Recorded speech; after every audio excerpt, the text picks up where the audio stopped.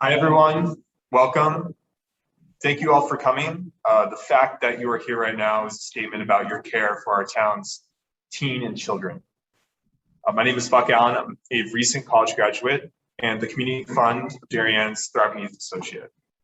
I myself am a DHS graduate from the class of 2017, and I've gotten to see firsthand the ins and outs of that Darien High School experience, from the varsity sports, to the school dress days, to the theater plays, the bumper stickers you put on your car, and even the sparsely attended homecomings. I can speak to the pressures of being a teen in Darien. Darien has prepared me for college. However, when I got to college, I was surprised by how much less stressed I was than I was in high school. As you'll soon see, the data we've collected covers a variety of topics, from mental health to substance use to familial relationships. However, the common source and seed of all these findings is how can we help our teens to be the happiest and healthiest versions of themselves, not just the most successful. Part of my role at the Community Fund is to facilitate focus groups for students, to ask for their perspective on what Darien is like. When asked what parents and adults should know about the teen experience in Darien, two answers have commonly come up. The first is that being a high school student in Darien is a full-time job, and it's hard to find space. Students have to wake up at around 6:30 a.m. for school, commute to school by 7:40 a.m. with 6 hours of class with 4 different classes, plus PE, ending school at 2:20 p.m. There's typically 3 hours of sports practice, 6 days a week where you must win. After commuting home, they prepare for 6 classes where some must get good grades. Then there's dinner, and hopefully a bedtime of around 10 or 10:30, hoping for 8 hours of sleep, and then repeating that 5 days a week. The second thing teens often bring up in focus groups is that this isn't the high school experience you think it is. There's a nationwide and even global hyperfixation on American high school culture, but it's not as exciting as what we see on the screen.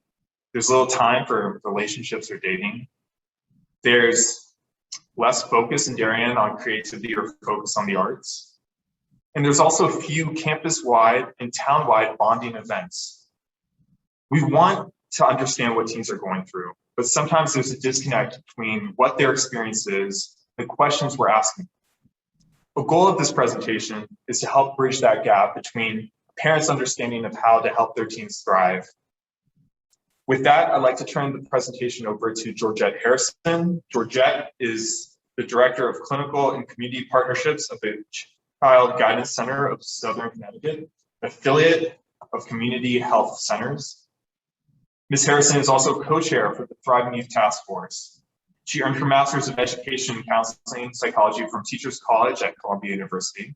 She's a licensed professional counselor in the state of Connecticut, a rostered child parent psychotherapy clinician, and the agency trainer for the Attachment Regulation Competency Treatment Model, both of which are treatments for children who have been exposed to potentially traumatic events. With that, I'd like to hand it over to Georgette. Thank you.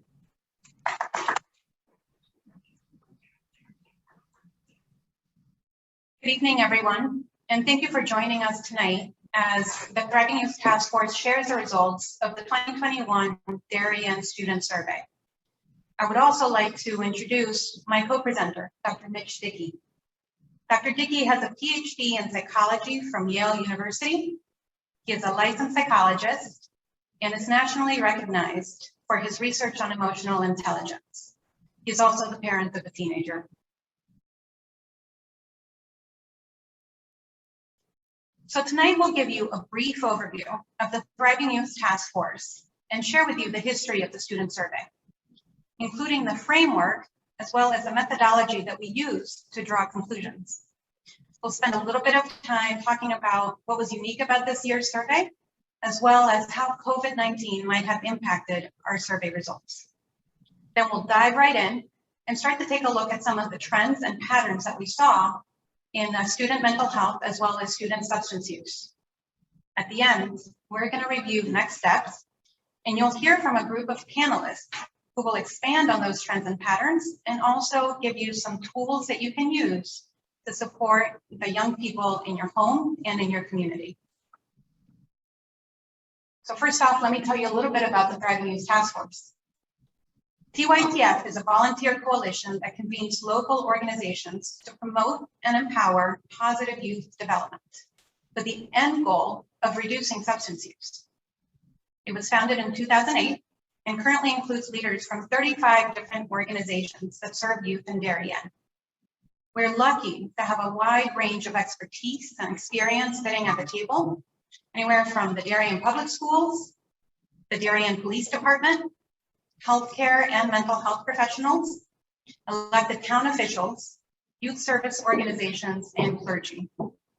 This is now our 7th year of grant funding focused on substance use prevention. And the CDC recently awarded the Thriving Youth Task Force with a 5-year grant for the drugs-free communities in order to continue our prevention work. And the Community Fund of Darien serves as the convener for TYTF, as well as the fiduciary for grants that are awarded to support our efforts in substance use prevention.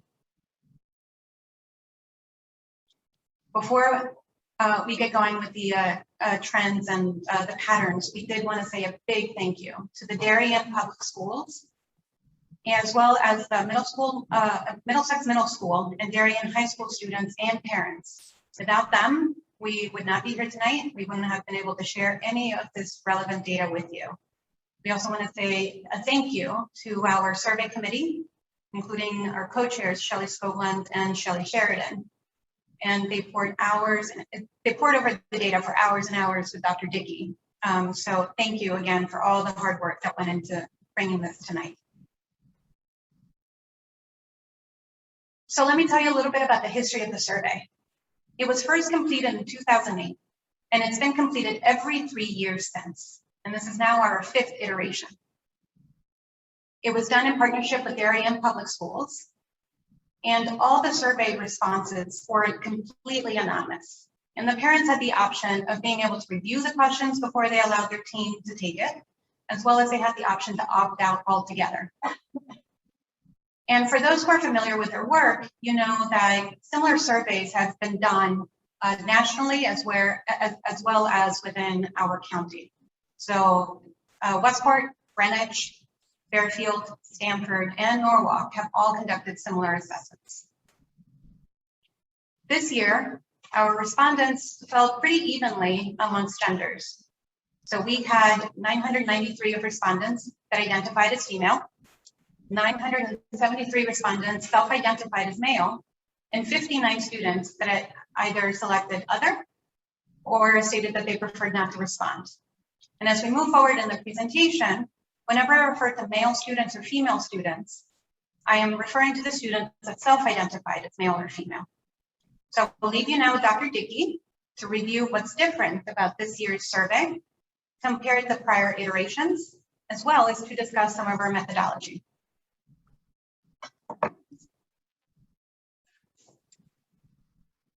This year's survey was different in a few respects. The first one was that in prior years, they had 2 separate surveys. One was about youth substance use, and one was about the things that were going on in their lives. But because those 2 surveys were separate, you couldn't really link what was going on in their lives to their substance use. So this year, we combined the 2 surveys. The second thing that we did was we added sections on social and emotional health, on families, a little bit more about peers, on the stresses, and on COVID, because COVID is everywhere. So with those 2 changes, that allowed us to do some different things with the data analyses. It allowed us to, the first thing we did was to form groups or clusters of kids. And then the other parts of the survey said, well, what's driving those behaviors or those concerns? So the clusters, we clustered in the area of substance use, and we clustered in the area of mental health. And the clusters were things like don't use alcohol or any drugs at all, alcohol only, moderate levels of several substances, or heavy multi-use. So those categories allowed us to really pinpoint some of the analysis. And after that, we used some artificial intelligence tools, some machine learning tools, to then try to predict who would go into what clusters. And that really allowed us to get a much more fine-grained understanding of what was driving what for whom. And with that, I will turn it back over to Georgette for the next slide.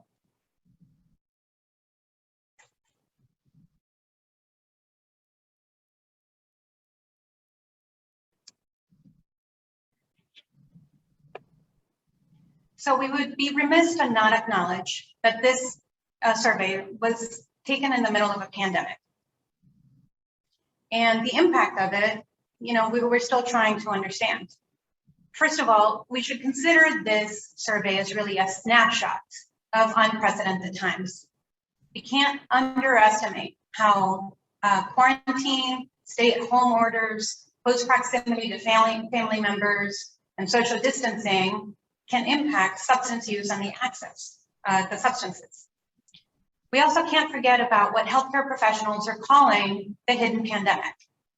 So the rising rates of mental health concerns that are driving families to seek mental health treatment for their young people, whether it be with a mental health provider or in the time of crisis at an emergency room department. As Mitch mentioned in the prior slides, we're going to review those two primary areas of interest, substance use and mental health.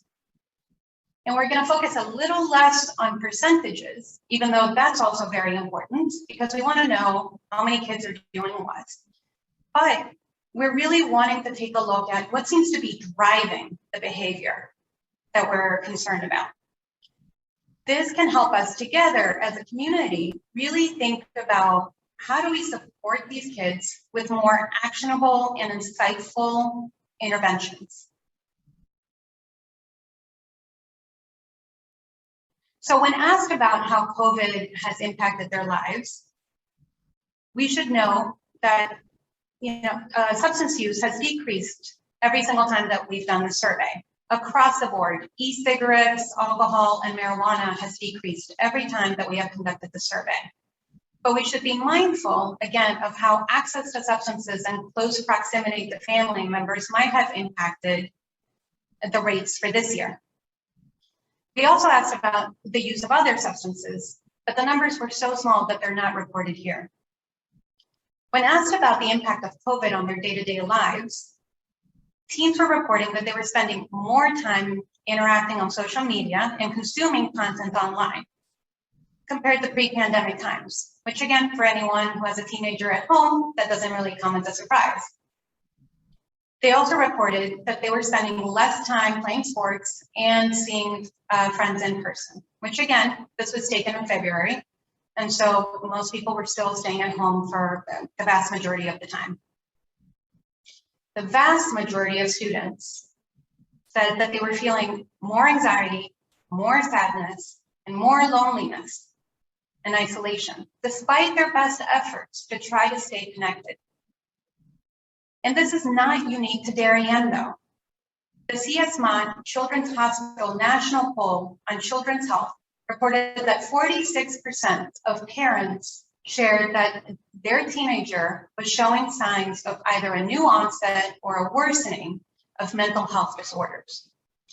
And that parents of young women were much more likely to report symptoms of anxiety and depression when compared to parents of young women. So as we go through the presentation, we're also going to share with you some commonly held myths about substance use in teens. And we'll compare it to either our data or national data to share with you what the data actually shows. The first myth is that all kids are drinking in high school. It's just part of the normative teen experience. The fact is, the data doesn't support that. Up until high school, most of our kids are not drinking or using substances. As we go through this data in greater detail, we'll share with you what seems to be sort of these critical points where the rates start to go up. But I can share with you that a lot of that is grade and age. So let's take a look at some of the actual numbers. As I had mentioned, only a very small fraction of students in middle school reported having used alcohol in the last 30 days. And we see a rapid uptick between 9th and 10th grades, implying that something is changing in terms of a teen's perception of the acceptability of alcohol use, maybe exposure to other people drinking, or access to alcohol. This might be one of those critical periods that we might consider where we can double down on our efforts to help kids hold off on using either alcohol or drugs. However, it is really in the 12th grade where we see almost 50% of students reporting that they used alcohol in the last 30 days.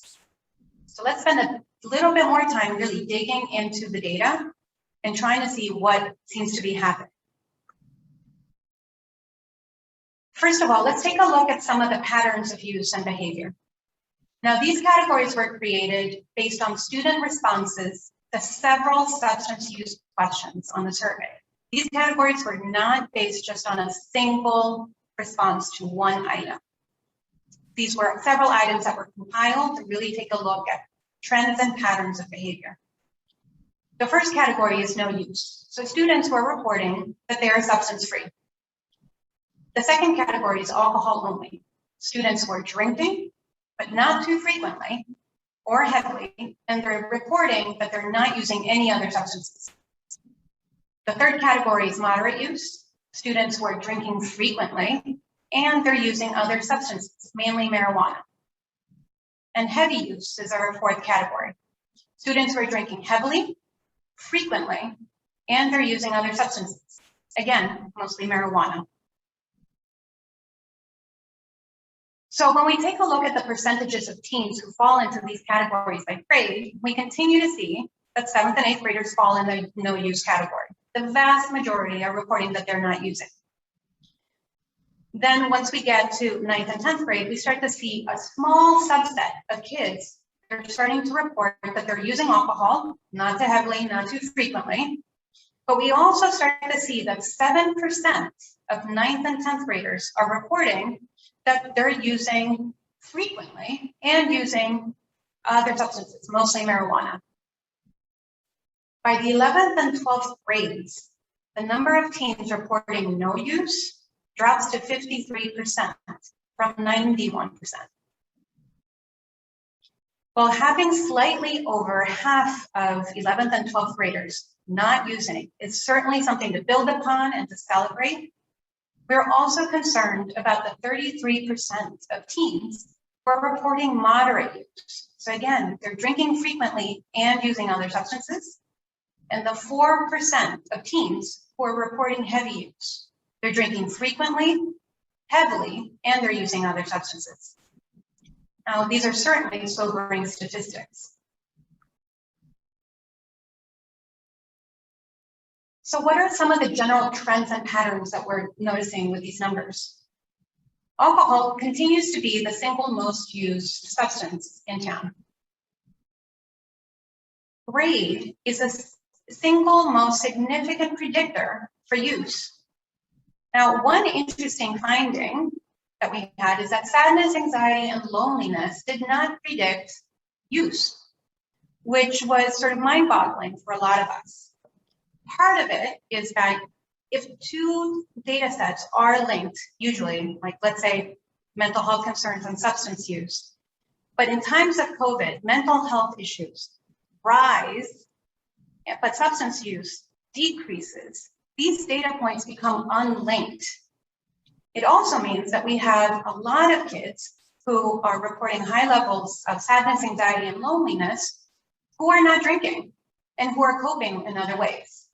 And then there's another group of kids that are drinking, not because they're feeling badly about themselves or feeling sadness, anxiety, and loneliness, but because they're reporting that they do this in order to have fun. However, when you remove grade from the equation and you add bullying, exposure to bullying, so being bullied, being in person, online, having a friend who has been bullied, you actually start to see that there is a correlation between those mental health concerns and bullying and substance use. It's just that grade was such a strong predictor of substance use that it was masking the effect of these mental health concerns on use. As we saw in the earlier slides, we have a large segment of 11th and 12th graders who are reporting either moderate or heavy use. These are teens who are drinking frequently, heavily, and the consequences that they're reporting actually start to give us a little bit of a picture of what the party culture might be like in town. Most report that they're drinking in parties with no adults present. They're drinking competitive games, drinking games. They're blacking out, and they're experiencing hangovers the following day. They're also leaving town in order to get alcohol. And while they're predominantly using alcohol, they're also using other substances. Again, marijuana being the primary one, but a small instance of prescription drugs that were not prescribed to them, as well as other drugs of abuse.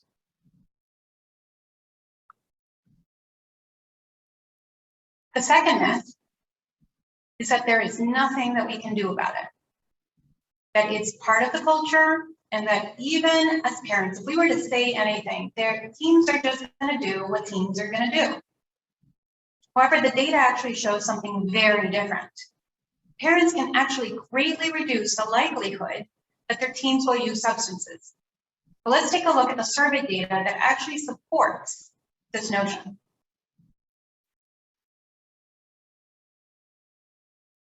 So we didn't want to just take a look at what were some of the factors that were driving substance use. We also wanted to take a look at what were the factors associated with students that were reporting that they weren't using any substances.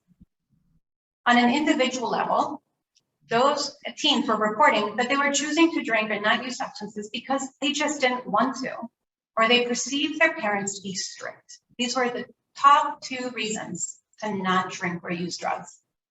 They were eager to do well in school. Whenever they, can you guys hear me? No. Okay, so hopefully people at home can hear me. I will try to project a little bit more until we figure out what's going on with the microphone. So when these teenagers were experiencing some sort of setback or challenge, they felt well equipped to be able to handle that frustration, that disappointment. They also reported that their peers were more likely to be able to, more likely to report that they wouldn't approve of marijuana use or alcohol use. They were also more likely to report that there was a positive adult role model in their life. They reported feeling safe, secure in their home, and they were willing to talk to their parents about alcohol, sex, and drugs. So it seems like having that open line of communication with your teens in your home is incredibly protective and one of the single most predictive factors in your teen deciding not to use substances. There's also some additional parent and family variables that we wanted to share with you that were associated with teens deciding not to use. For older teens, they reported that their parents made an effort to know where they were during nights and weekends. And for the younger students, they reported that their parents made an effort to know where they were during the day. Parents within the household were on the same page about substance use. They had the same message. And they had very clear rules about alcohol use within the home. They strongly disagreed with underage drinking and substance use.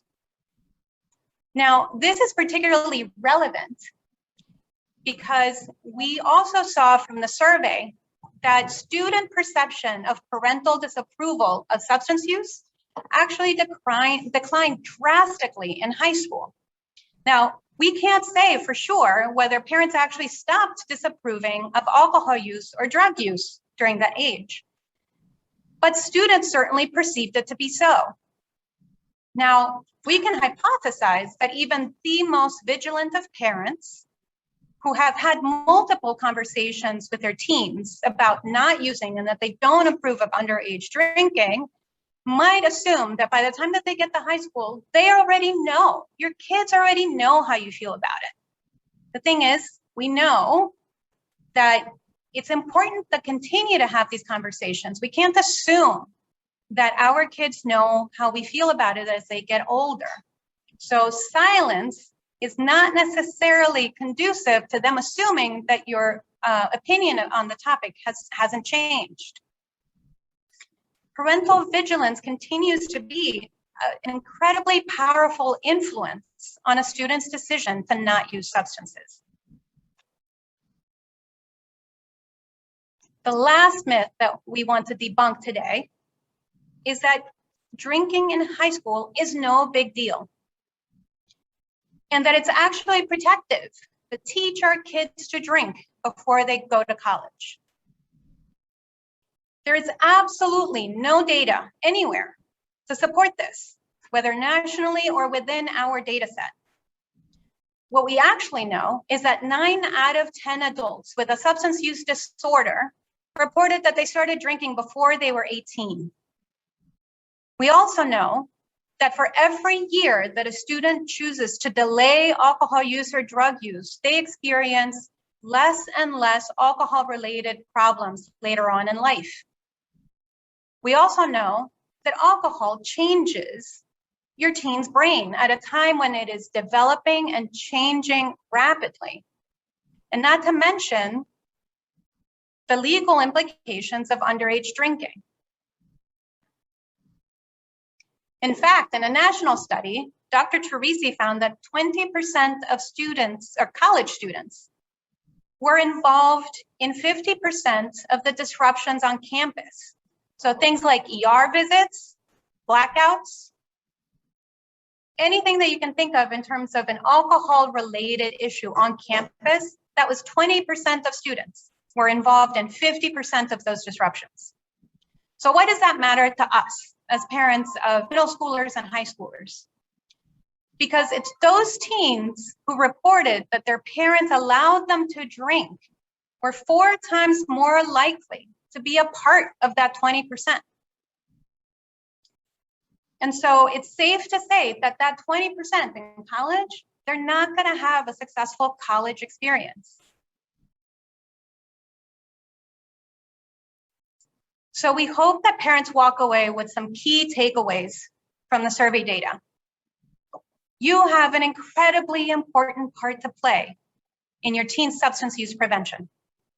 Your teen is less likely to use if they perceive that you are vigilant about where they are and what they're doing. And if you can convey explicit, clear expectations and rules about substance use, that you want them to delay use as long as possible, and that you don't approve of underage drinking. And by keeping these lines of communication open with your family and having repeated conversations with your teens about it, you can make a decision in your child's, you can make a difference in your child's decision to not use. We are particularly encouraged by these findings because it supports what we know, that there's a way to both be able to have an open, honest, trusting relationship with your teen. One where, as parents, we're not shying away from the difficult conversations, and also give them a clear message about how to stay safe. Despite a teen's appropriate search for independence at this age, they're still seeking our guidance around the big issues. And we can serve as one of the most important prevention strategies in the community by continuing to act as their guide, as their North Star at a time of great emotional change and upheaval.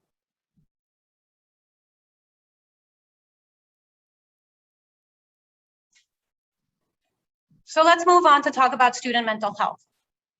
But before we get into the data, I want to ask you to do something together with me. I want you to think about the teens in your household. How are they doing?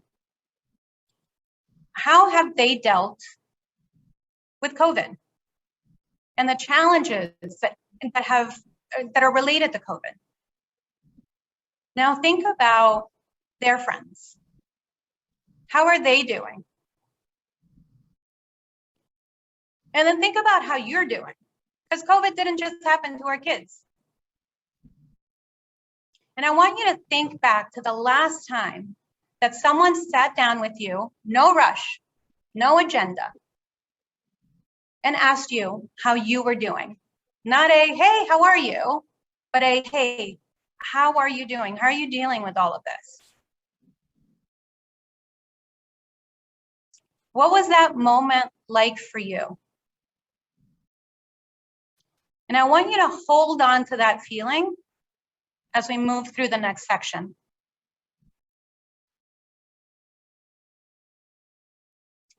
Similarly to the substance use categories, we have 5 categories of kids that are divided up depending on their mental health presentation. Now, again, this is not based on just a single response. This is based on their responses to multiple mental health questions. Now, we should know that these are not meant to be diagnostic criteria, but we should be concerned about the subset of kids that are reporting really high levels of sadness, anxiety, and loneliness. So the first category is the thriving category. Students that feel good about themselves, they experience low levels of sadness, anxiety, and loneliness. That's 31% of our kids. Then we have the okay category.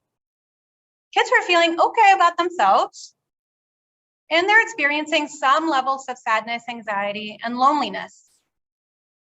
Probably normative. Again, we're in the middle of a pandemic. The third subset are kids who are anxious.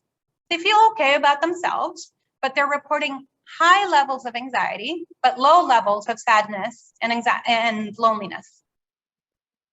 And then we have 20% of our students who are in the vulnerable category. Students who are not feeling good about themselves and are experiencing high levels of sadness, anxiety, and loneliness. And then 20% of our students are in the distressed category. They feel bad about themselves, and they're experiencing the highest levels of anxiety, sadness, and loneliness. That is 46% of our respondents, of our students, who are reporting that they're feeling high levels of sadness, anxiety, and loneliness. Now, if you recall, 46% was actually what the CS Hospital survey showed as well, that 46% of parents were reporting that their child was experiencing a new onset or a worsening of a mental health disorder. We're seeing that the students are reporting the same thing. It's not just the parents. Now, for those at home and here who are wondering, where does my child fall in this category? Just know that the panelists will talk to you more about how to start this conversation, how to really have a good conversation about how kids are doing.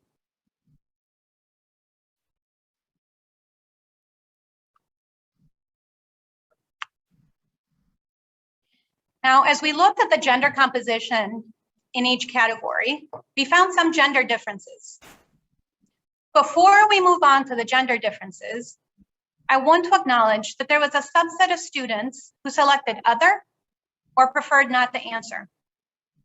We're not including their data here, not because they're not important, but because the numbers were such that we couldn't draw significant conclusions responsibly about how they were doing. However, we know from national data that students who are transgender, non-binary, or gender expansive are much more likely to report mental health concerns and exposure to bullying. So we need to be mindful as a community. We have the responsibility that as we select interventions together, we have to make sure that those interventions are both inclusive and respectful of every student in our student body. Now, as you can see from this chart, students who self-identified as male were much more likely to be in the thriving or the okay category when compared to their female counterparts. And female students were much more likely to fall in the vulnerable or distressed categories. These gender differences actually became even more pronounced in the 11th and 12th grades. And because of this finding, we wanted to dig deeper and find out what might be going on. So female students, when compared to their male counterparts, were much more likely to report higher levels of sadness, anxiety, and loneliness. And this was across all grades, but particularly 10th and 11th and 12th grades. They were also more likely to report social stress, particularly around social media. So this is not surprising, particularly in light of the testimony given by Facebook whistleblower Frances Haugen at the beginning of October, where she describes an algorithm that takes a teen from searching for healthy recipes on Facebook to anorexia promoting content in record time. However, the detrimental effects of social media on mental health is not news. It's nothing new. We have a lot of research out there that shows that social media is linked to increased feelings of depression, anxiety, poor body image, and loneliness in teens. However, we also saw some protective factors amongst our female students. The students that were reporting good mental health reported that they felt valued by those around them. They felt in control of their life. They also reported a supportive family system. They perceived that their parents approved of them. They felt in control of their life, and they had a certain level of comfort being able to talk to their parents about serious issues. They also felt included in family decision-making. Now, this is actually perfectly in line with research on resilience, that when girls and young women are encouraged by those around them to be proactive and assertive in their life and supported in their search for independence, and they're active decision makers in their community and in their households, they're much more likely to be resilient in the face of adversity. Now, students who self-identified as male were much more likely to report lower levels of felt sadness, anxiety, and depression, and loneliness, I apologize, across all grades compared to female counterparts. However, they were much more likely to report academic stress. We also found some protective factors amongst our male students who were reporting good mental health. They reported that they had a supportive social environment. They were more likely to report that they had mentors, coaches, teachers, and neighbors that they felt cared about them. They also described a family environment with an open line of communication with them. So again, this falls perfectly in line with the research on resilience, that when young men are encouraged to be emotionally expressive and they have that kind of communication with their families, they do better. They also thrive when they have a positive role model, particularly when it's a male source of identification. We can also share that the research on resilience shows that young men thrive with greater structure and parental supervision.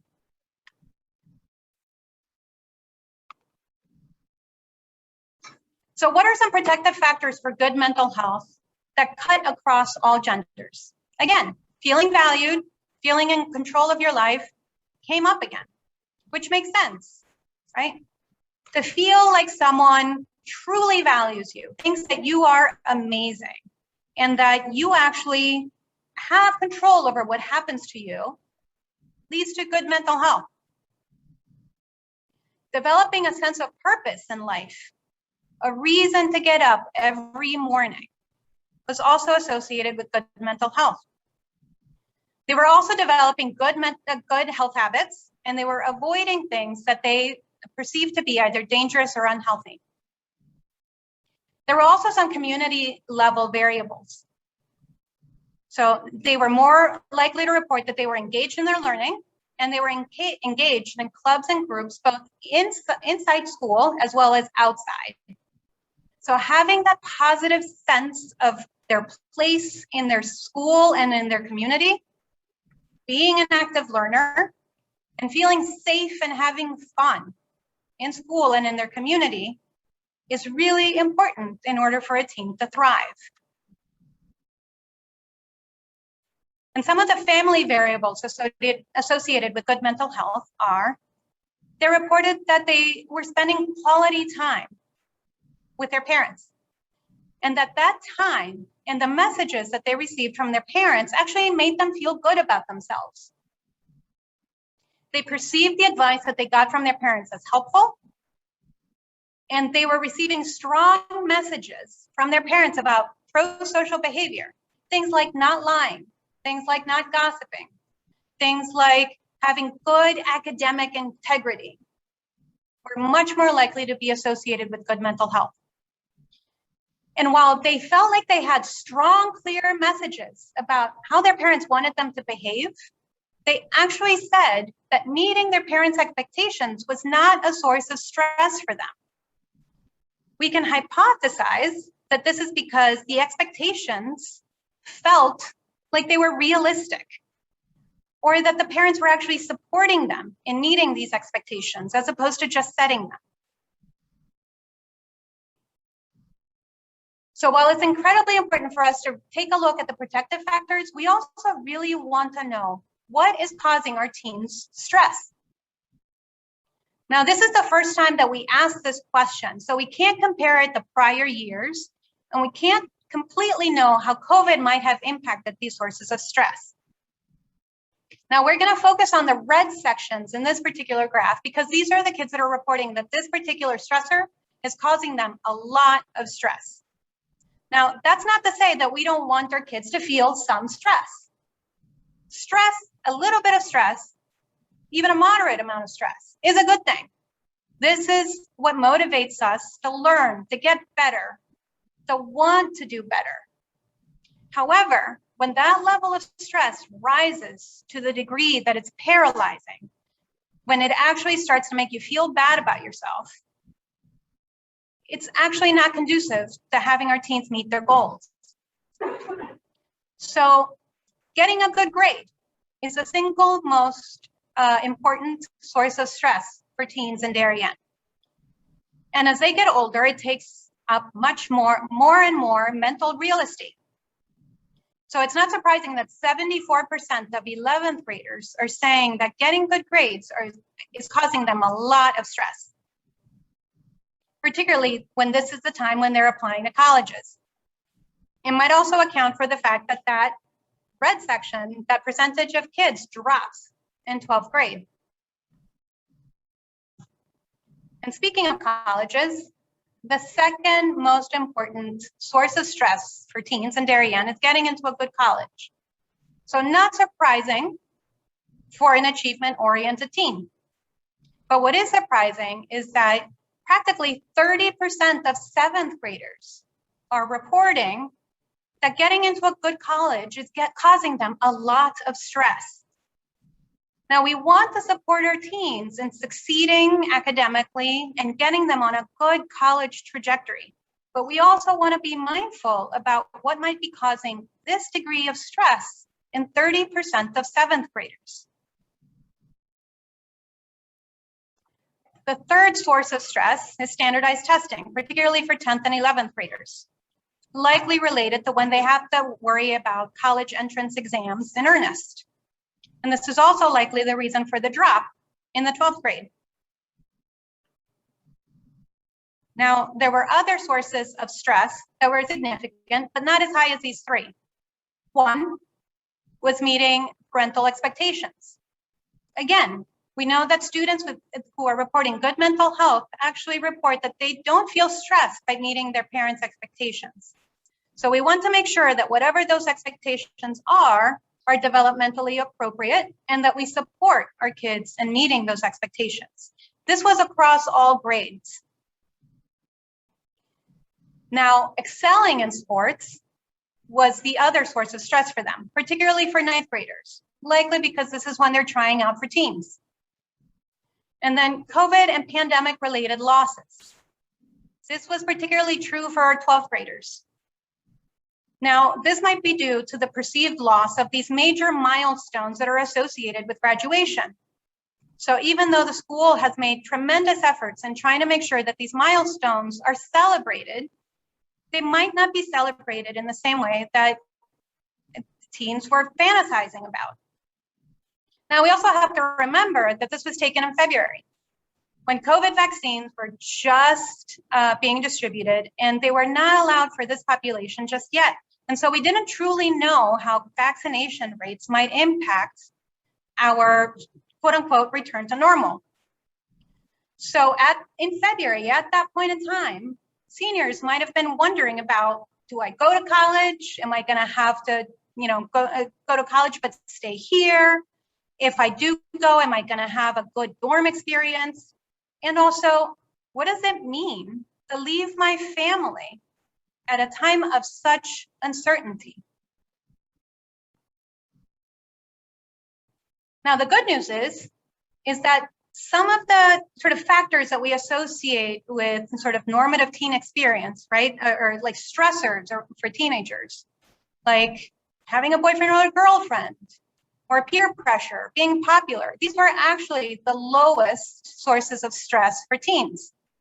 Looking attractive and having as much money as peers, these were all sources of stress that students were reporting were really not causing them a lot of stress. So what are some of the key takeaways about teen mental health? As a community, we can work together to support teens in feeling valued, that they're in control of their lives in a developmentally appropriate way, and to make sure that they have a sense of purpose. Friedrich Nietzsche wrote that a person can survive anyhow as long as they have a why. And that is just as true today as it was when he wrote it, and just as true for our teens as they are for us as grown-ups. We need to be mindful of academic performance and how that is the single most important source of stress for our teens, to make sure that we are identifying when that level of stress becomes paralyzing, to be able to support those teens in that moment. And to keep an open line of communication with your teens, because that's the single most associated predictor of good mental health.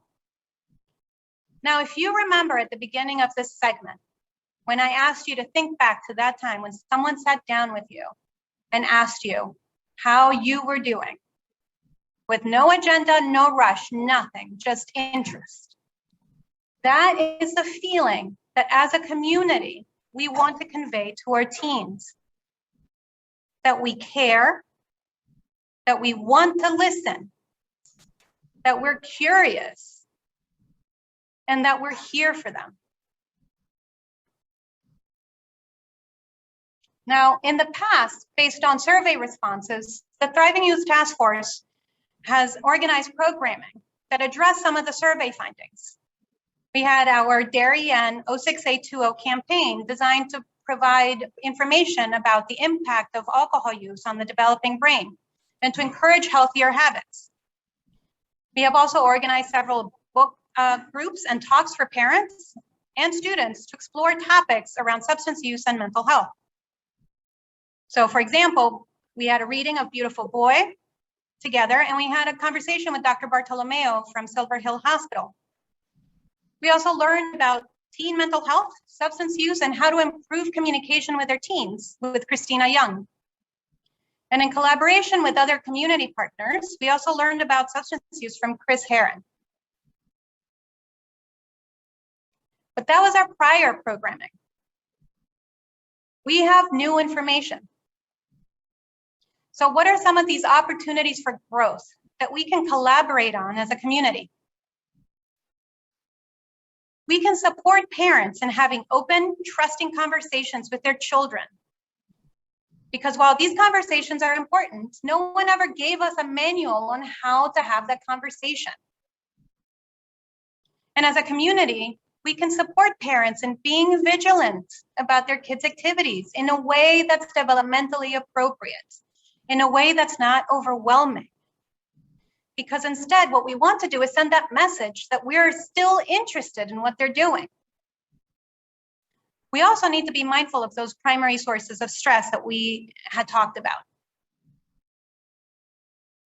As a community, we can also partner to find ways to show students that they're valued for who they are, and identifying those teens that need more intensive support. Part of this is building your teen's team. That means every parent, every teacher, every counselor, mentor, coach, neighbor, every person that comes in contact with that teen can come together to help them feel valued in their community. Now, we're aware that tonight was the start of this conversation, and we're mindful that the best way to support our teens is to do so as a community. So we're always looking for feedback. So please, if you want to let us know what you're interested in learning more about, please don't be shy. Reach out to us, because we really want to hear from every single one of you. And before I introduce the panelists, please save the date for our next book group on November 8th at 7 p.m., which we're organizing in response to the survey findings for this year. We will talk about Michael Thompson's The Pressured Child and how to best support your teen. The TYTF Programming Committee is working closely with community partners to make sure that we are responsive in the face of this data. There's still a lot to be done, and tonight was the first of many ways in which TYTF can convene community partners to rally the tremendous amount of local expertise to help support teens and their parents. So to learn more about our survey findings, you can go on our website. For those who are here in the audience, you can take out your phones and use your QR reader. But let me introduce you to our first panelist. Tracey Masella is a licensed clinical social worker who graduated from Fordham University Graduate School of Social Service, earning the Dr. Edward L. Curran Award for highest achievement in academics, practical experience, and school service. During her time at Fordham, Ms. Masella worked at the New Haven Family Alliance, developing an adolescent court diversion program, working with adolescents and families in the community through mediation, family therapy, and case management. Ms. Masella was part of the multidisciplinary clinical team at Silver Hill Hospital in New Canaan for 10 years, and she is currently working as a community outreach consultant for the hospital. While at Silver Hill, Tracey worked with adults and adolescents with a full range of diagnoses, including substance use disorders, personality disorders, and mood disorders, and was the program manager for the Adolescent Transitional Living Program. And she has a private practice in Wilton. Rebecca Campbell is a licensed clinical social worker. She graduated from New York University with a master's in social work in 2006. And as part of her internship, she worked at the Child Guidance Center of Southern Connecticut, as well as Project Return Group Home for Adolescent Girls in Westport. It was during these placements that she realized her passion for treating children and their families and pursued additional training in the William Allenson White Institute Child and Adolescent Training Program. She has extensive experience working in both private practice and served as a school social worker in Wilton High School and the Fairfield Public School System. She is currently the Director of Therapy Services at Sasko River Center. And last but not least, Dr. Scott McCarthy, who received his PhD in educational psychology with a concentration in school psychology from the University of Connecticut, and is a Maternal and Child Health Bureau's Leadership Education and Neurodevelopmental and Related Disabilities Fellow. He currently serves as a program director of special education and student services, as well as a district school climate coordinator for Darien Public Schools, and is a lecturer at Fordham University's Graduate School in the Division of Psychological and Educational Studies. He was named the 2016 Outstanding Early Career Professional by the University of Connecticut's Neig School of Education Alumni Society, as well as the 2014 Exemplary Early Career School Psychologist by the National Association of School Psychology. Dr. McCarthy serves on the Junior Board of Advisors for the Family and Children's Agency of Fairfield County. So please join me in giving them a warm welcome.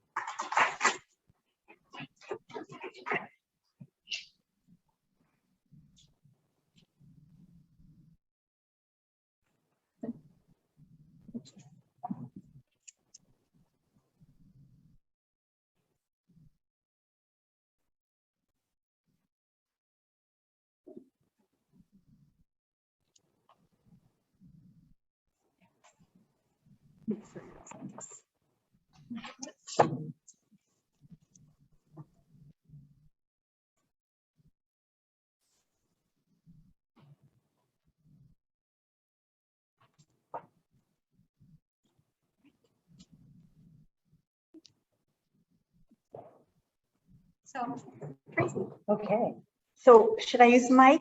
Can you guys hear me without the mic? Yeah. Yeah? The people at home might not be able to hear you, Okay, so you'll need to All right. pass the mic. pass the mic. Okay, I'm going to turn it on. I think it's on now. Is that on?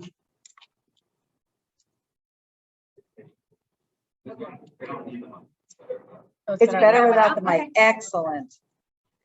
Yes. All right. First of all, I just want to give huge kudos to Georgette and Mitch and the Thriving Youth Task Force for such an amazing presentation of incredible data. Personally, I think that this type of study, whole research should be done in all of our schools so that we can plan our programming to what the kids really need. So thank you very much. I just wanted to start with a very brief discussion of our brains, very, very brief. Two areas come into play when we talk about adolescence. The first is the limbic system, which is our caveman brain, very, very deep in our brain. And the limbic system, you might also hear the amygdala, is fully developed by the time kids are very little, right? Fully functioning, doing exactly what it's supposed to do by the time you're 2 years old, okay? So you have by the time you're a teen, you've been working with, living with, operating with your limbic system for years, and you know it works, right? And what does the limbic system do? That's where our emotions sit, right? So the amygdala is constantly on the lookout for anything that is dangerous or life-threatening and anything that might be fun, right? Constantly surveying both internal and external environment to see what is going on, okay? We may not always be aware of the signals that our amygdala is giving us. Sometimes we are. The other part of our brain that comes into play for this discussion particularly is the prefrontal cortex, which is up here. This is the last part of our brain to be fully developed. And as you said, during adolescence, there's a lot of work being done on the prefrontal cortex, right? So that's where our reason, planning, logic, organization, all those executive function skills sit in the prefrontal cortex, right? So when adolescents are faced with a situation, particularly emotional situation, they heavily rely on their very mature limbic system, all right? So that's the emotional center. So if it seems fun, they're gonna chase it, right? And it's not that adolescents think that they are invincible. They don't, but they knowingly take risks because of their emotions, relying heavily on their emotions and that search for fun and pleasure, and also the influence of peers. When kids are moving into adolescence and young adulthood, they move away from parents as kind of the arbiter of what is good and right and what you should do to their peers. So the peers become very influential in terms of that question that all adolescents must answer, and that's, who am I? So they're looking at the mirror of their peers as opposed to their parents for the first time in their life. This is often hard for parents to hear and accept, but that is what is happening. So you've got kids, adolescents that are relying on this limbic system, which is seeking fun and pleasure, right? And so they're knowingly taking their risks. And it's not that they don't have intellectual capacity. They do. They have capacity far beyond certainly what I was capable of at their age. When you look at the curriculum that most of these kids are shouldering, this has nothing to do with intellectual ability. This just has to do with the adolescent brain and the heavy reliance on emotions as opposed to reason. Okay. So two points that I wanted to make about the substance use data that was found. And the one that always strikes me is this myth that we can teach our kids how to drink. And there have been numerous studies that just debunk this myth. In fact, it's actually the opposite. If you binge drink in high school, you are more likely to binge drink in college. If you don't binge drink in high school, you probably won't binge drink in college. So teaching our kids to drink is teaching them how to become binge drinkers, how to drink without moderation, how to drink to blackout, and how to become that 40% of the kids or 20% of the kids that are causing 50% of the problems, right? So that's the first thing that stands out. And I was talking to one of my college age students, clients today, and she was I was asking about substance use. She grew up in one of Fairfield County towns. And she said, yeah, it's, we basically drink every night. Monday night, it might just be hanging around the rooms. And that's not really drinking because we're only using seltzer, right? Hard seltzer. So it's not really drinking because, you have to do work. And Tuesday, sometimes we go out, but not really. But Wednesdays, Wednesdays is wine Wednesdays. So you have to drink. And then Thursdays is Thirsty Thursdays. So you got to go. And then Friday and Saturday, don't even be ridiculous, right? It's Friday and Saturday. And then Sunday, there's football and day drinking. And so, yeah, basically every day. And this is not a kid that has a substance use disorder. She would not qualify for that. This is normative college behavior, right? And this starts in high school. This mentality that I've got to drink. Fun centers around drinking, right? And they carry that with them into the college years.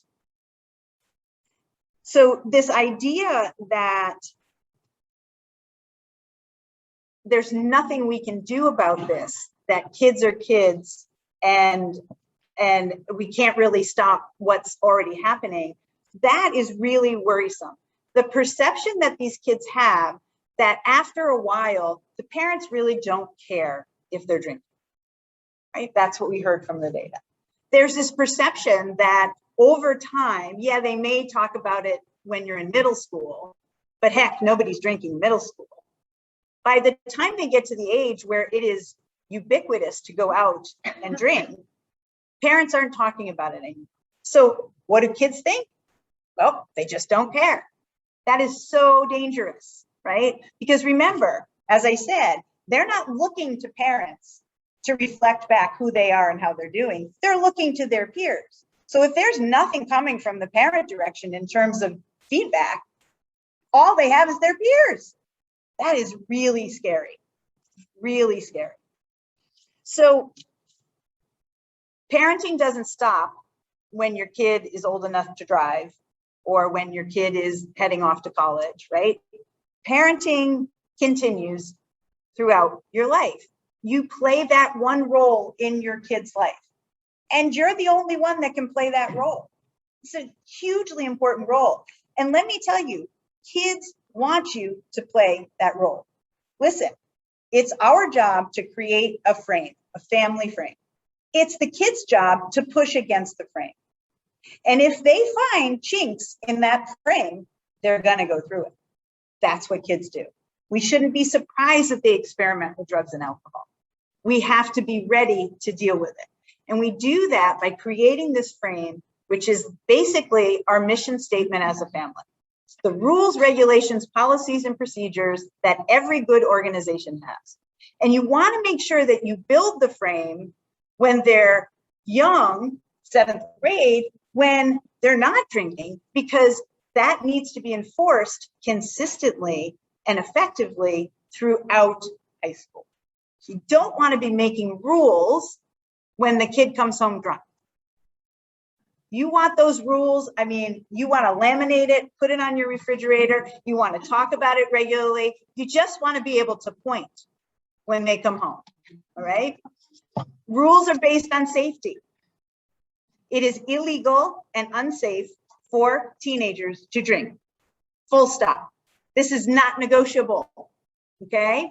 It's illegal for a reason.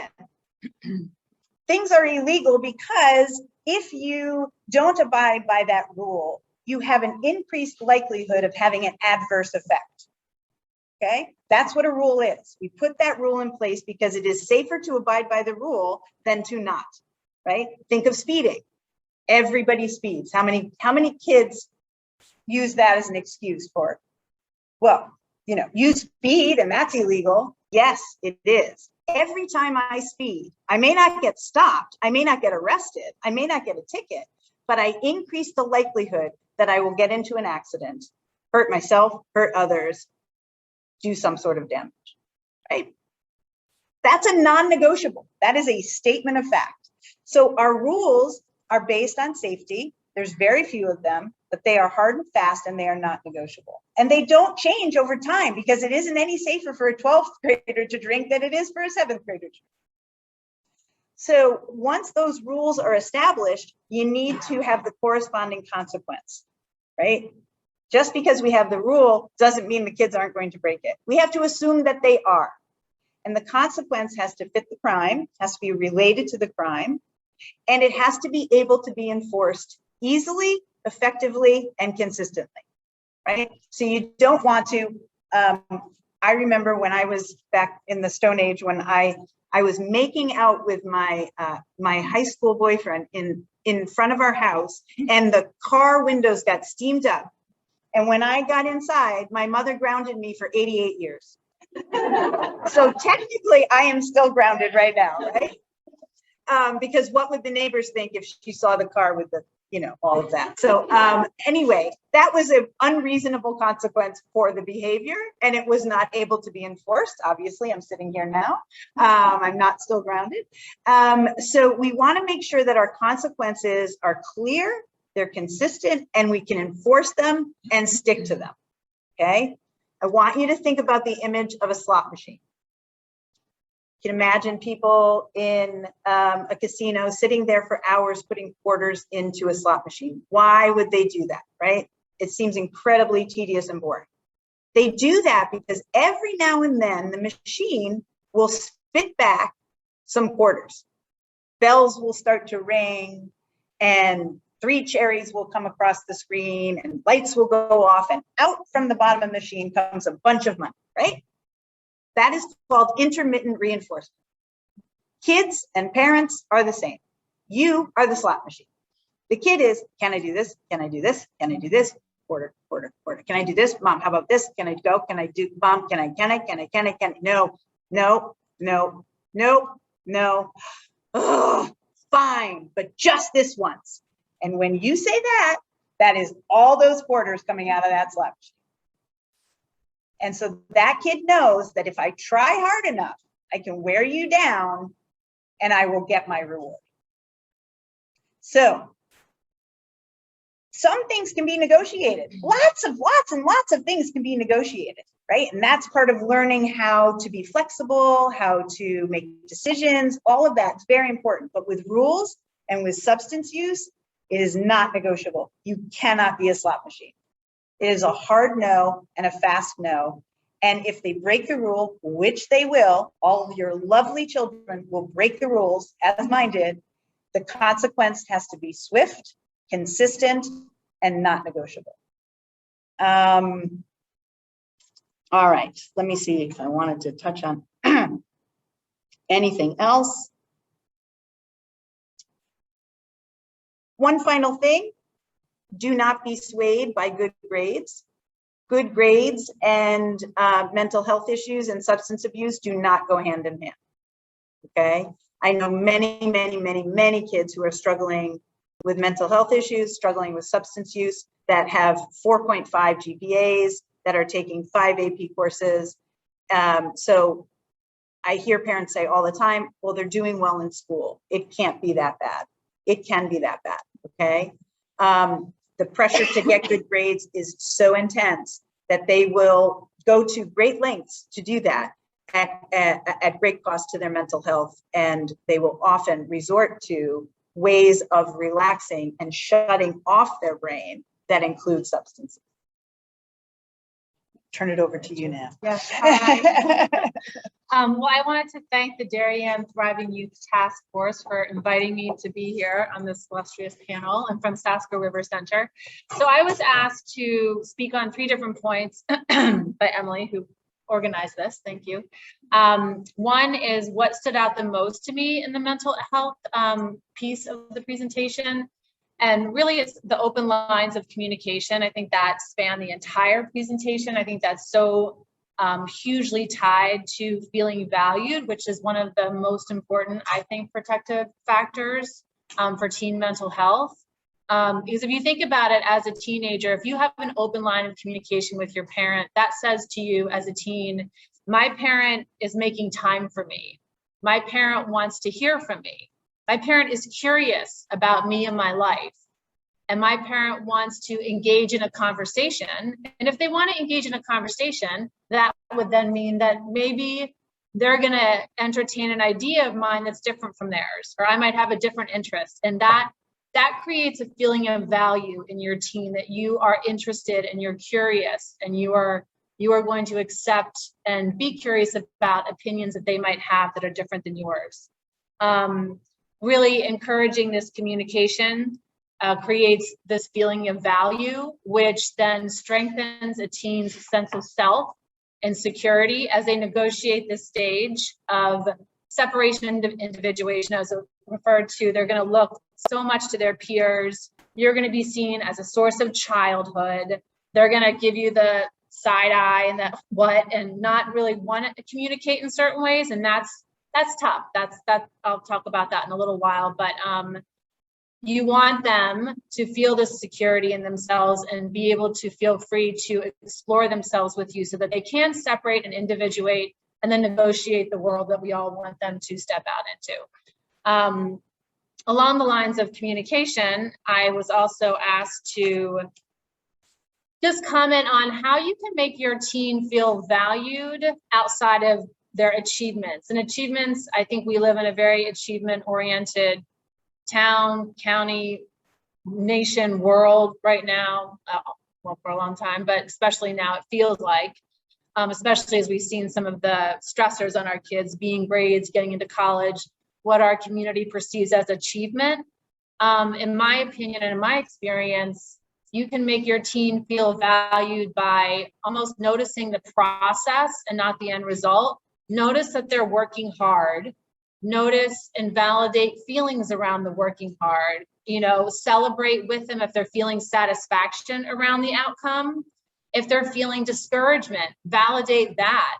Celebrate that. Celebrate the hard work. Celebrate the failures. Maybe not so much the grade or the win, but what's going on either side, the process, the feelings, and the outcome, because even sometimes failures are achievements. I mean, resiliency, getting through it, and being side by side with them in the struggle, trying not to be judgmental about it, but validating that this is hard and this is how we're going to get through it. This is how I can support you through it. I think also validating your child and showing an interest in what they're doing. I hate TikTok. My daughter's on it. I'm going to ask her, why did you choose this song instead of that song? What made you choose that eyeliner instead of this one? I mean, not exactly, but conversations like that. I say to parents sometimes, their kids say, oh, my kid's on Minecraft all the time. Well, do you know anything about Minecraft? No, I hate it. I'm like, well, you're allowing it in your house. You're allowing your child to play on it. Maybe you should sit with them for 2 minutes, just maybe even a minute, and just ask some questions. Ask them what it's like to play it. Just show some interest, even if your child's interests have nothing to do with yours. This is what they are choosing to pursue and developing who they're becoming separate of you.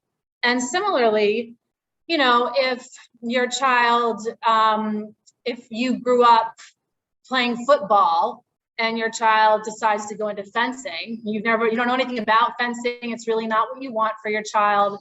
It's not a conversation you can have with the nachos. Well, get involved in fencing because that's what your child is interested in.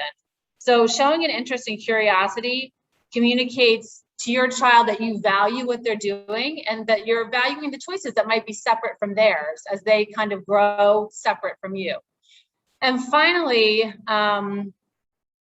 so it's important that we communicate with our kids, teens, around mental health. Check in with them. How are you doing? And that's just how to communicate with your teen around mental health really depends on your relationship with your teen. I think some parents can sit down on the couch and be like, so how are you doing? I was just at this great presentation at Middlesex about anxiety and depression, all these stress factors. Like, what's life like for you? Like, how are you feeling? How are you doing? And then some parents can't even get their teen to pass them a water without like a grunt or something. So but in the middle section of, you know, between these two extremes, I would say that a lot of teens, in my experience and in my opinion, will engage in a conversation that they're not choosing to start, probably at a time of not their choosing either. And it's a heavy conversation. And sometimes these conversations go better when you're not eye to eye. Maybe you're in the car, maybe you're doing something together like walking, or you're sharing a conversation, or mental health comes up in the context of something else. And you can kind of float it out there like, you know, I wonder what your experiences or your thoughts are on mental health. Like, do you ever feel depressed? Do you ever feel anxious? Kind of float those wonderings and let it settle and listen. Don't trivialize their experience. Don't ask too many questions. And don't see this as the only opportunity you have to talk to your child about mental health. Maybe you're just opening the door. Maybe you're showing your child that it's okay to talk about this and I'm interested in you and I value how you're feeling. And if your teen is not in the place to talk about it, you get a couple signals from them, just leave it there. You can always come back to it because even just starting this conversation signals to your teen that it's okay to start talking about this. It normalizes and doesn't stigmatize, which I think is really important. So those are my 3 points that I just wanted to chat about without, you know, before we start talking. So. Sure. And thank you. I'll be brief. I started working on this about a year ago with the group here, and I found out that I'd be working on it because Dr. Adley called me and said, I need you to come to this meeting to help this group put together a survey, which I didn't know included serving over 2,000 students during a pandemic across 2 buildings. But I do have to thank our building administrators, Ellen Dunn and at the time Shelley Summers, for really helping us orchestrate that.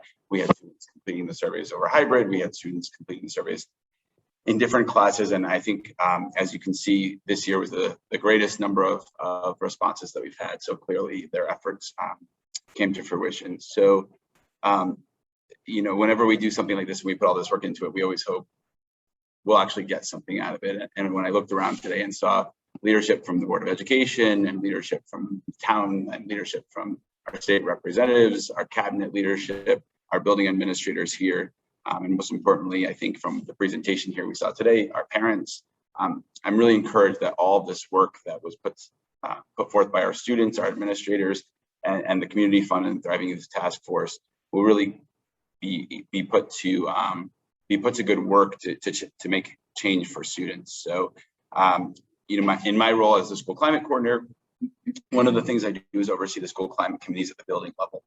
And what our commitment is to take this information back to those school climate committees and really think about what were the protective factors that were described in this presentation today.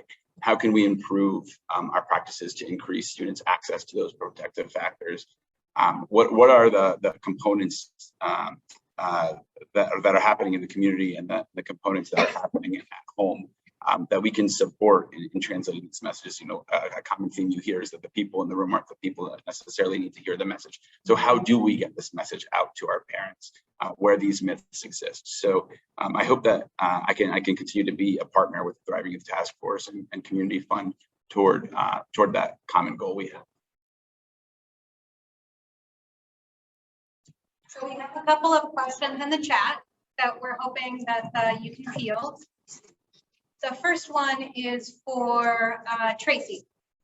So how can I start the conversation with a middle schooler about not using alcohol, not using drugs in a way that's developmentally appropriate? That's a great question.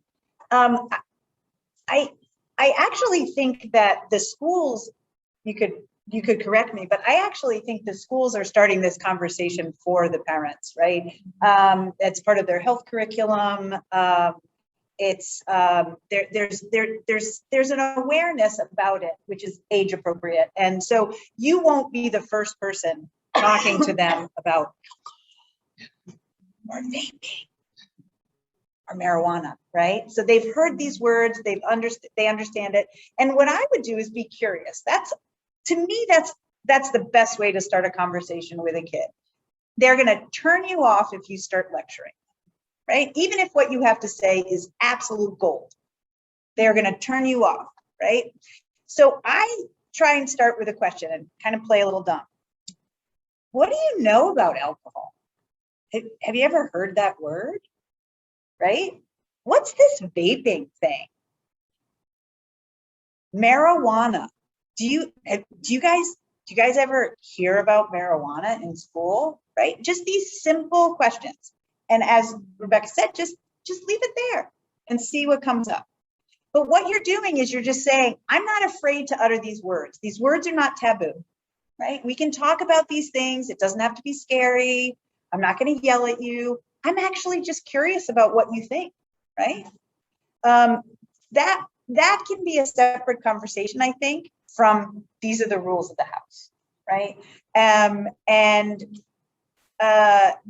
conversation is you a little bit telling them.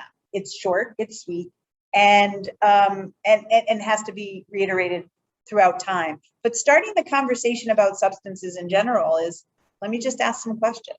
Be curious and be light about it. Don't be heavy, right? And another thing is to say, if something worries you about something your kid is doing or something that their group of friends is doing, it's okay to express that worry, right? Not that you're going to, not that you're in a puddle crying and I'm so worried and oh my gosh, and I have to drink myself because I'm so worried about you drinking. I'm exaggerating, but only slightly. But expressing our own emotions about things helps kids learn how to speak an emotional language themselves, okay? So not being afraid to say, that worries me, or that scares me a little bit, or oof, I get a little anxious when I hear about that. That's okay, because it's the way we manage our emotions that's important, not that we have emotions. Right? Thank you. Then this is a question for Rebecca. Earlier, Tracey had talked about setting the frame, right? And how important that is and that you do it repeatedly. We have a question from a parent about how can I set these expectations and the rules of the house and show disapproval without cutting off that line of communication? That is my concern. How can I be that strict parent without being the mean parent?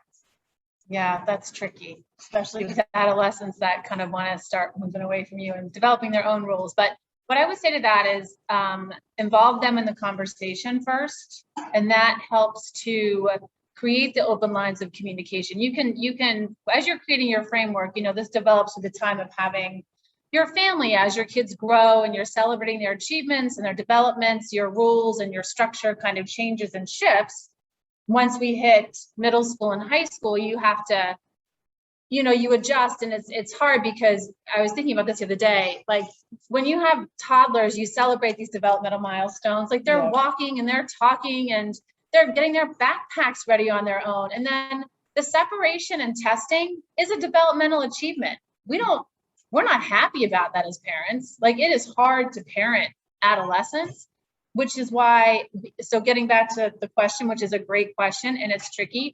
I think the best way to develop the framework is to, as parents, whether you're a single parent, you have a partner of some kind, you're a united front in collaborating with your kids along the way around, this is what, you know, this is what's important to us. This is what's going to keep our family safe. As the adults, we recognize this is good for you. What do you think about that? And kind of move that along through the transition. It's hard if you're tuning into this and you have a 10th grader and you want to develop that framework. That's just going to take a little more time. You're going to have to talk to me at some point, maybe. But it's hard. It's hard to jump in and all of a sudden want to like pull your teen in when you don't already have the structure in place. It's certainly doable, but that would be my advice, is to kind of be a collaborative family in that way with your teen, your adolescent, your tween, understanding who's in charge, who ultimately does make the rules, but your voice counts. Yeah. Can I just add a little thing to that? You know, what is your kid saying to you when they say you're being mean? Strict. Safe. You're keeping them safe. Well, yeah. And I'm angry. Yeah. I'm angry. I don't like this. That's okay. It's okay to be angry. We can manage that. So I'm okay being mean, and I'm okay with you being angry. We're okay. We can do this, right? You can be angry and I can be mean. And we still love each other and we still communicate, and we're going to have dinner. Right. And that's great in developing distress tolerance for our kids. Right. So many times parents are like, oh no, okay, fine. So I just won't do it that way. Because they can't tolerate their child being upset. It's okay, right, to have feelings. And that's, I think, really important to development. Yeah. Yeah. I was going to add too, we trained our staff with the Ross Green development model of collaborative problem solving. And in those same scenarios, it starts with the idea of thinking about, well, where are we agreeing? Mm-hmm. And what we're both agreeing on is we're both angry. Mm-hmm. So you're angry, you're not allowed to go out tonight. And I'm angry, you're asking me. We both don't want to be angry. So let's solve the problem together. And it's kind of going back to kind of engaging the student in the process, but beginning with where do we get along in the process. I like that. So it seems like not being perceived as mean is not necessarily the end goal, right? Right. That keeping your child safe is really our primary goal here, as well as keeping that open line of communication. This is a question for Scott from one of the parents. If I'm worried about my child, who can I call in the school so that I can get support? How do you build your child's team? Mm-hmm. Yeah, so I guess it depends on the level. At the secondary level, I would always say the school counselor, or the old guidance counselor version, is sort of the point person to go to, because every student has a school counselor, and it's a point person to every person on the team. So they're connected to the school psychologist, to the social workers, to the special education teachers, and to the administrators. And they're also connected closely to the team of teachers your child would have. So it's always a good starting point. What have you been hearing? Usually our school counselors follow the student from year to year. At the elementary level, it might look a little different because there aren't school counselors at those levels, and you might want to reach out to the school psychologist, who is aligned grade based, so that they're going to have that most close connection to the teachers. And Rebecca, we have a question from the parents. What are your best suggestions for easing anxiety and stress over academic performance? I would venture to say that school is much harder this year than it was during COVID. At least that's how my child perceives it. Yeah, I've heard that. I've heard that kids are experiencing that. Teachers were easier during COVID, and now things are kicking back up.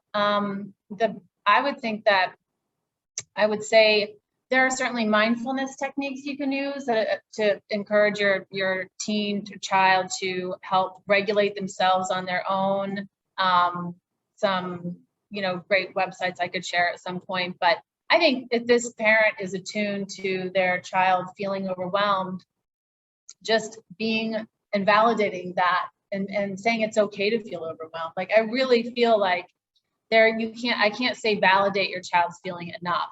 And that is going to supersede any mechanism that you can give them to fidget or cope with around just knowing that it's okay to struggle, and knowing it's okay to be overwhelmed, and knowing that you have that open line of communication to tell your parent this is going to bring down their anxiety a whole lot on its own. And then that child, if they're coming home up here and they can say to their parent or their caregiver, I had the worst day, I'm so overwhelmed. And they don't hear, well, what homework do you have to do? Well, why is that? What did you get in that science test? Instead, if they say, we had a really hard day, school is hard right now. Do you want to talk to me about it? And then maybe you go to something, the caregiver knows what might make that child just leave the door open to talk. They're going to come down to here and be able to focus much better on all this work and the tasks that they have to do for the next day or for whatever they're doing. So that generally would be my recommendation.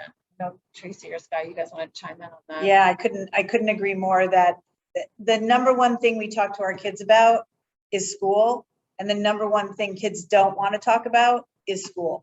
So similar to what you were saying is find something they're interested in. But if they're coming home saying they're anxious about school, that is not the time to be asking them what they have to do for homework. Yeah. That is the time to distract, put a shiny object over here, go get a Starbucks, go make a cup of tea, go walk the dog, talk about anything but school. And then when they do get emotionally regulated, when they do come down, you could say, do you need anything from me? Can I be helpful in any way? Right?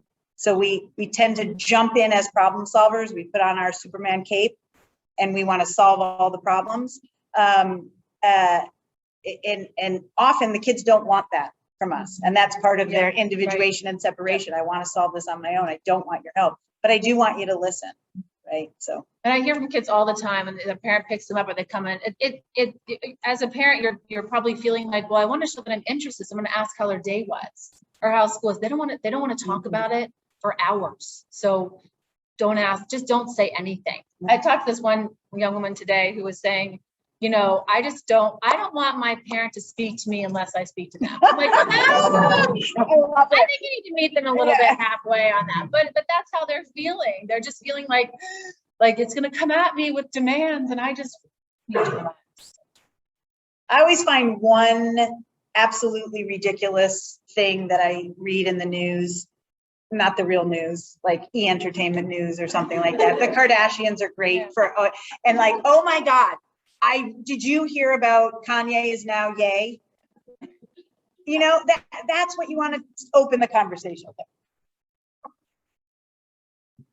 I would add to that, maybe the first thing to say to your child as they get into your car or walk through the door is, I'm happy to see you. That's it. Yep. Right? No questions, allow them to decompress, but I am so happy to see you. I missed you. But be okay if they're not happy to see you. Yeah, exactly. Yeah. They just might not be. So that's okay. or if you get a grunt. If you get a grunt, just ignore it. Just move it along. Yeah. So this is a question for Tracey. To what degree does exposure to drinking around teens influence their decision to drink? So things like family members, older siblings, media, peers, how much is that influencing their decision to drink? It's huge, right? So it normalizes it. If everybody is doing it in your world, you extrapolate that to everybody's doing it in the world. So it normalizes it, right? So now that doesn't mean you have to keep a sober home unless that's your choice. But it does mean that you drink responsibly.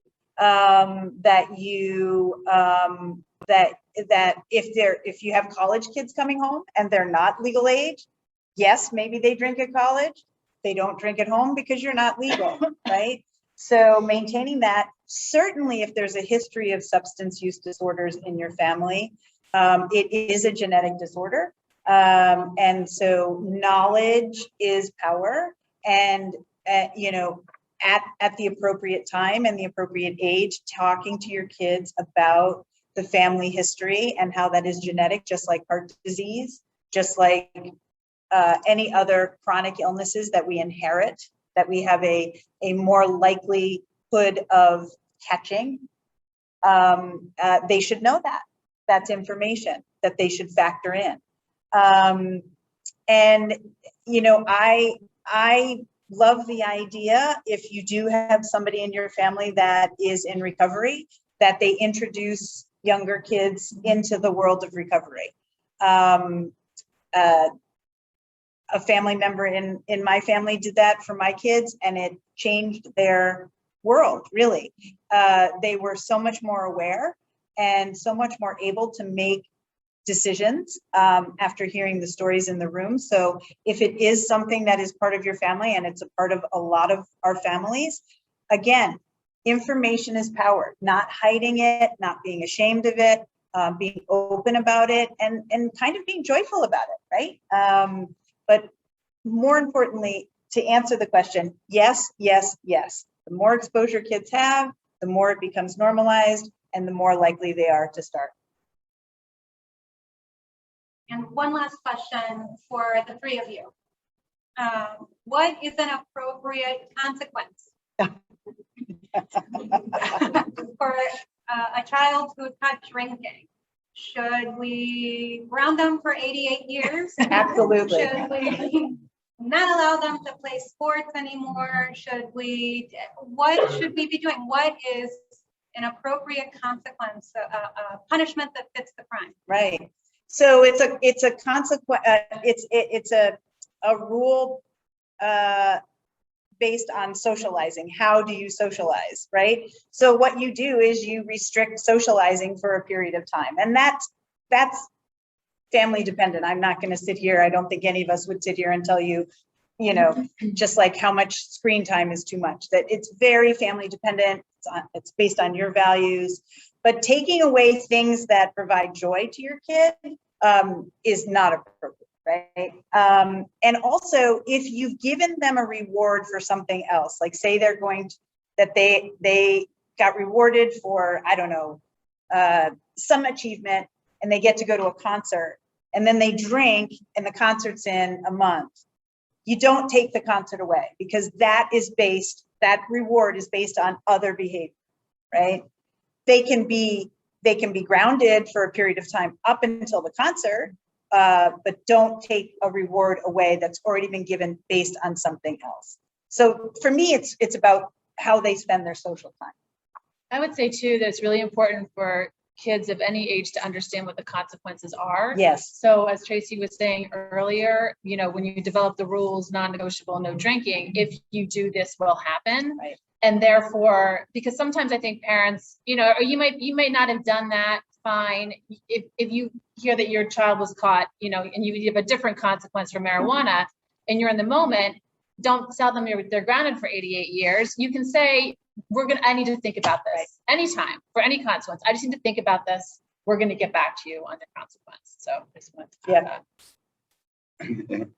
It's a sensitive topic, because it's a conversation we've been having a lot as a high school administration and middle school administration over the past few months, really. I think it's really, consequences for things like this are very complicated, and they're very specific to the student, as with all consequences. So to go off your speeding example, a $60 speeding ticket for somebody who's a billionaire is likely not a consequence. Right. But a $60 speeding ticket to a student who's working their first job might be a consequence. It's very important to consider the why. And I think we do that thoughtfully when we have to engage in thinking about discipline, is what is the why? A student who says, I had to smoke this morning because I was so anxious. I was having a panic attack walking into school is a different situation than I'm in the bathroom with 4 friends and we're having fun skipping class. Same behavior overall, different consequences likely. And it's very important to know your child to understand why. And sometimes when the consequence is too tough, you actually shut off conversations about the why. So it's really important, I think, to understand who your child is, why the behavior occurred, and to be making sure that the consequence is commensurate with the reason why it happened. So it's sort of that. It's similar to thinking about rewards, right? If the reward for one student is something they're interested in, and then you try to apply that to another student, and they're not interested in that same thing, it doesn't work. And so it's the same with consequences. They align with the same behavioral principles. Thank you. So this concludes our evening. And we want to say thank you to all of our panelists and everyone who has joined us here in person. Thank you for making all your way out here, as well as everyone who is joining us at home. Just know that you don't have to figure this out on your own. You have a lot of people around you. And we know that, again, this is the start of the conversation. So we're looking forward to hearing from you. So thank you again and good night.